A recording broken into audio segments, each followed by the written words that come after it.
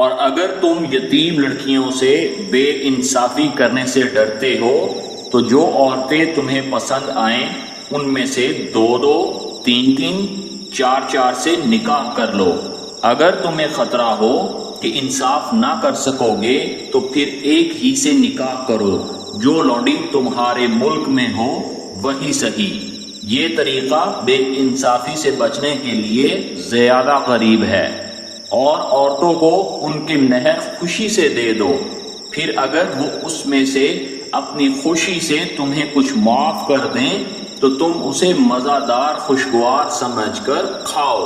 और अपने वो माल जिन्हें अल्लाह ने तुम्हारी जिंदगी के कयाम का जरिया बनाया है बेसमझों के हवाले न करो, अलबत्ता उन्हें इन मालों से खिलाते और पहनाते रहो और उन्हें नसीहत की बात कहते रहो।